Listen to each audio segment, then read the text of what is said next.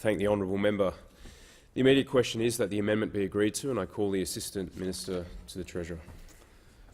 Well, thanks a lot, Mr Deputy Speaker. Firstly, I'd like to, in summing up, thank all of the members of the House for their contributions that they've made in this debate, with some exceptions. It's quite shocking and quite surprising to see any political party take a view that a tax cut for first-home buyers is something that they cannot support. A tax cut, so instead of paying money to the Australian Taxation Office, that money being redirected to savings towards a deposit for a house, is quite surprising to me. Nonetheless, I thank everyone on our side of the House and members of the crossbench for their contributions. In doing so, I also want to note the misconceptions, very deliberate, I suspect, in most cases, in some cases the misconceptions being born out of ignorance, put forward by some members opposite. Firstly, the First Home Super Saver scheme just is not an attack on superannuation.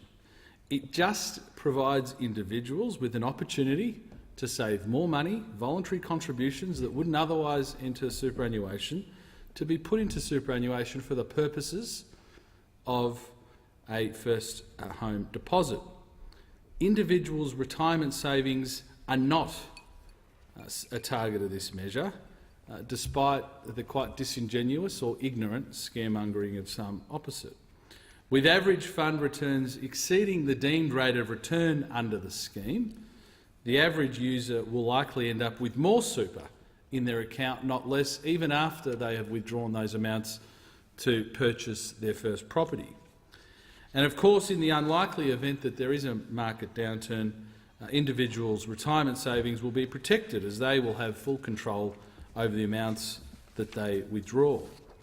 Secondly, this is not an inflationary measure. In fact, it's obviously Labor's ill-thought-out negative gearing housing tax that will actually push more first-home buyers out of the market, because that, as we know, will hike up rents and will confine all new developments, which are typically the province of first-home buyers, as being the only place that investors will go, being the only place that tax-preferred status will exist.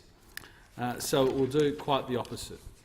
Thirdly, members should be assured that all contributions will be tracked by the ATO through monthly reporting requirements. And I want to reassure members that this measure did commence on the 1st of July, and voluntary contributions made since then will be eligible for release after 1 July 2018. It's clear from his statements that the member for McMahon just doesn't understand the measure, because his focus has not been on the legislation, but instead on the Facebook posts of the Treasurer, which was one of the more curious contributions to the debate. In summing up, the First Home Super Saver scheme will of course help young Australians to get into the housing market by letting them build up a bigger deposit inside superannuation. And for every less dollar that they have to pay to the tax office, that they can put into that superannuation account that will then be used to buy a house and will be then used as a deposit for their first home, is surely something that every single person in this House of good conscience should support. The scheme is based on providing a tax cut to additional voluntary savings and the additional benefit of higher earnings inside superannuation than you can get through a standard saving account, which we know is what first-home or prospective first-home buyers use when saving for their deposit. And again, it won't negatively impact first-home buyers' retirement balances because it's not based around the release of existing contributions. It's just relating to voluntary additional contributions of sums that would never find their way into super in the first place.